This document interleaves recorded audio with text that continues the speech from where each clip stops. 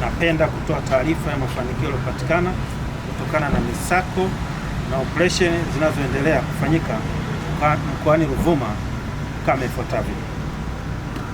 Jeshi la Polisi mkoa wa Ruvuma linawashikilia watuhumiwa wawili wanaofahamika kwa majina ya Said Ramadhani miaka 28, mkazi wa Mshangano na Manyigu, na Gamaeli Mundo miaka 36, mkazi wa Mtangimbole, kwa tuhuma za kumuua Lucas Msongera miaka 32, dereva wa bodaboda na mkazi wa Mkuzo Songea.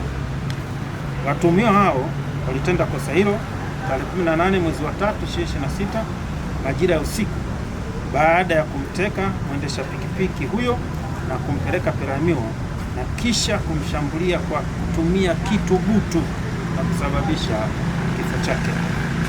Baada ya kutokea tukio hilo, Jeshi la Polisi mkoa wa Ruvuma kwa kutumia timu ya wataalamu wa kufuatilia matukio makubwa tulianza kufuatilia kwa haraka, na ilipofika tarehe 27 mwezi wa 3 2026 huko kijiji cha Mtangimbole, kata Mtangimbole,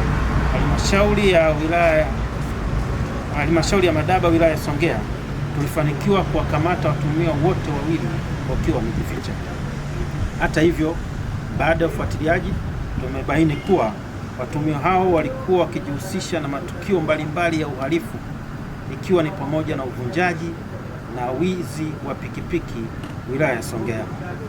Upelelezi wa tukio hilo unaendelea na mara baada ya kukamilika, watuhumiwa watafikishwa mahakamani kwa hatua zaidi za kisheria. Aidha, kutokana na operesheni na misako inayoendelea kufanyika maeneo yote ya mkoa wa Ruvuma, tarehe 31 mwezi wa 3 2026 tulifanikiwa kumkamata mtuhumiwa anayetambulika kwa jina la Michael Ngonyani miaka 36, mkazi wa Mtangimbole, ambaye alikuwa akijihusisha na uhalifu wa aina mbalimbali, ikiwa ni pamoja na wizi wa magari mkoani Mbeya. Na baada ya kupekuliwa mahali alipokuwa akiishi, alikutwa akiwa na vitu mbalimbali vidhaniwavyo kuwa ni vya wizi kama ifuatavyo. Moja, alikutwa na gari aina ya Toyota IST namba T 829 DYH. Pili, amekutwa na leseni 4 za udereva zenye majina ya watu tofauti tofauti. Tatu, amepatikana na sound bar moja aina ya Skywood. 4, amepatikana na television 2, ya moja ya inchi 65 na nyingine ni ya inchi 55. Na 5, amekutwa na water pump moja. Vile vile mtuhumiwa huyo alikutwa akiwa na sare za Jeshi la Polisi kaki pea moja na sare za Jeshi la Wananchi wa Tanzania JWTZ suruali moja na t-shirt moja, ambazo alikuwa akizitumia kufanyia uhalifu katika maeneo mbalimbali kwa kujifanya ni askari wa majeshi hayo. Upelelezi zaidi unaendelea kujua namna mtuhumiwa huyo alivyozipata sare hizo.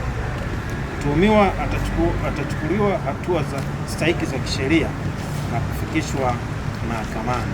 East African Spirits Company Limited ni kampuni inayojihusisha na uzalishaji wa pombe kali na bia. Kampuni hii ilianza mnamo 2018 ambapo ilianza na line ya plastiki. Tulianza uzalishaji wa bidhaa yetu inayoitwa Diamond Rock. 2019 tukaanzisha line yetu ya line ya glasi ambao tunazalisha bidhaa yetu pendwa Hanson's Choice. 2023 ndipo tulipoanza ku blend na ku manufacture beers zikiwa ni Hanson's Light, Goldberg, Basembi ambayo imeunga mwaka 2024 na Hanson's Dry iliyoanza uzalishaji mwaka 2025.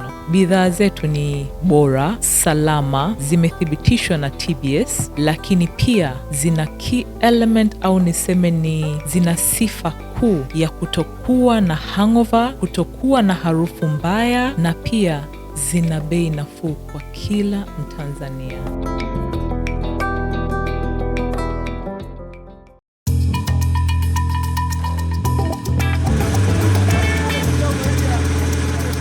Kutoka ndani ya kina cha ardhi, kazi ni jasho, kazi ni bidii, kazi ni uthubutu wa kweli.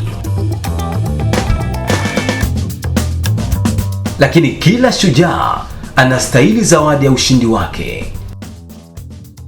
Basembi, bia ya mashujaa, bia ya kazi, bia yenye ladha kali isiyosahaulika. Haina hangover, ina nguvu. Ni chaguo la wanaume wanaofanya kweli. Basembi Extra Lager, kazi imeisha, sasa ni muda wa ladha safi.